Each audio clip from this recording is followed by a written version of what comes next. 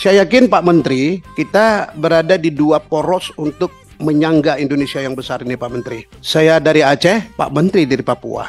Aceh adalah awal untuk membuat negeri ini ada, Indonesia ini ada. Papua yang menjaga keberlanjutan. Anggota Dewan DPR RI tugas berjuang dan bersuara. Assalamualaikum warahmatullahi wabarakatuh. Ketua, teman-teman anggota, Pak Menteri yang kita hormati, yang kita muliakan, yang kita doakan sehat lahir batinnya. Mohon maaf Pak Menteri, saya pakai kacamata mungkin agak sedikit dehidrasi. Pak Menteri yang terhormat, satu sisi memang kita melihat ada ikhtiar yang begitu hebat dari Pak Menteri. Bagaimana iklim investasi itu berdampak efek kepada bangsa kita. Bagaimana kita bisa mengelola, mengoptimalisasi sumber daya manusia, juga mengoptimalisasi sumber daya alam. Yang kita tahu bahwa negeri kita, negeri yang terkenal dengan sangat kaya raya dengan sumber daya alamnya. Mungkin ada satu yang kita abaikan barangkali Pak Menteri. Karena kita rakyat Indonesia itu sudah terbiasa hidup di dalam suasana kebahagiaan. Bagaimana kita bisa membangun interaksi sosial, juga bisa membangun interaksi antara kita dengan alam itu sendiri. Oleh sebab itu, ikhtiar Pak Menteri akhir-akhir ini selama Pak Menteri duduk di kementerian, banyak masyarakat juga mengapresiasi bahwa capaian-capaian ini sangat luar biasa. Tapi yang kemarin ini menjadi sebuah ujian bagi Pak Menteri. Ini terjadi gesekan sosial yang sangat luar biasa. Menurut saya apa yang sudah disampaikan oleh teman-teman, ada yang alpa, ada keabaian dari kita untuk merespon persoalan batin daripada masyarakat itu sendiri. Padahal kebahagiaan masyarakat kita itu sederhana sekali. Yang hari ini mereka bisa hidup tenang, bisa hidup bahagia, bisa hidup sederhana, bisa ngopi. Kan itu sederhananya Pak Menteri. Nah menurut saya, kalaulah hal-hal seperti ini tidak bisa kita respon secara nilai-nilai kultural, ini akan menjadi benturan-benturan besar ke depan.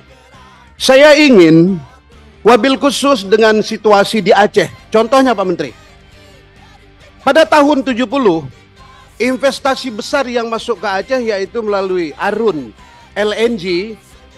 Nah itu justru bukan membahagiakan masyarakat Aceh, malah menimbulkan berbagai macam persoalan-persoalan sosial hingga memunculkan berbagai persoalan perselisihan yang ada di Aceh.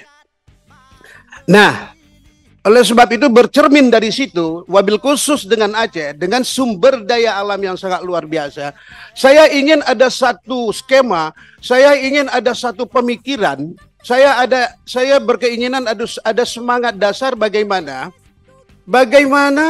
mengelola sumber daya alam hingga alam itu benar-benar memberikan kemanfaatan untuk kita, kemudian alam itu juga bersahabat dengan kita. Ini penting menurut saya Pak Menteri, karena di Aceh masih sangat natural ini.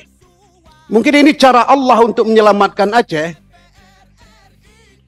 hingga nanti ada satu sistem, ada satu pemikiran yang sangat substansi. Bagaimana alam memberikan kemanfaatan, tetapi alam tidak murka kepada manusia itu sendiri. Saya yakin Pak Menteri, kita berada di dua poros untuk menyangga Indonesia yang besar ini Pak Menteri. Saya dari Aceh, Pak Menteri dari Papua. Aceh adalah awal untuk membuat negeri ini ada, Indonesia ini ada. Papua yang menjaga keberlanjutan. Tepuk tangan dulu dong. Jangan sungkan-sungkan. Jadi Jadi menurut saya, jadi hari ini Pak Menteri, bahwa antara Aceh dengan Papua ini kan menjadi sumbu besarnya ini. Bagaimana bangsa ini kembali kita tata dengan hebat hingga masyarakatnya merasa bahagia. Ini sekarang persoalan kebahagiaan yang nggak ada. Ruang kebahagiaan itu yang tersumbat. Di sini distorsinya. Makanya oleh sebab itu, ke depan yang kita inginkan adalah sebuah pemikiran-pemikiran bukan hanya sekedar atraksi, tetapi ada substansi yang harus kita paparkan, yang harus kita pahamkan kepada masyarakat. Harapan saya satu, yang terjadi di Rempang hari ini, mudah-mudahan Pak Menteri punya inisiatif yang sangat luar biasa bagaimana melakukan pendekatan kultural. Pendekatan ini yang sangat penting. Bila rasa ini yang kita jahit, saya yakin akan ada harmoni, kepentingan investasi bisa masuk untuk keberlangsungan Indonesia. Rasa kultural yang ada di masyarakat Melayu, pada umumnya kita Melayu nih, ini juga akan hangat kembali. Mari kita berpikir secara bersama-sama bahwa persoalan gesekan sosial jangan terjadi, jangan meledak lagi. Terima kasih Pak Menteri. Assalamualaikum warahmatullahi wabarakatuh. Rafli tadi menyangkut dengan urusan di lapangan itu memang benar Pak. Kebahagiaan ini kalau kita mencari kebahagiaan hakiki itu, ya saya tidak tahu ya mendefinisikan kebahagiaan ini. Kadang-kadang kita punya duit juga belum tentu bahagia. Jadi kebahagiaan itu bukan pada jabatan. Bapak-bapak ini kan semua belum tentu bahagia tiap hari nih. Kayak saya ini. Saya menteri, bapak anggota DPR, emang tiap hari kita bahagia. Enggak juga. Jadi kalau mau pakai standar kebahagiaan seperti apa, bingung saya. Catat ini aspirasi dari Aceh. 2015, perintah undang-undang sudah mengatakan bahwa 12 mil dari garis pantai itu menjadi kewenangan daripada pemerintah Aceh. Diserahkan regulasinya, regulatornya melalui BPMA, bukan SK Samigas. Kita berharap Aceh akan bangun, Aceh akan semakin hebat, berdiri mandiri di dalam kehormatan NKRI itu sendiri. Sementara kebijakan tidak berpihak kepada Aceh. Ini tolong diperhatikan, dicatat ini betul. Substansinya wabil khusus untuk Pertamina, ayo sekarang serahkan itu kembali kepada pemerintah Aceh melalui BPMA. Dengan lembut hati, dengan sadar hati saya ingin mengatakan bahwa kemauan kita adalah bagaimana membangun kemandirian Aceh hingga dipandang menjadi martabat tinggi pemerintah Indonesia. Terima kasih. Assalamualaikum warahmatullahi wabarakatuh. Anggota Dewan DPR RI tugas berjuang dan bersuara. Anggota Dewan DPR RI tugas berjuang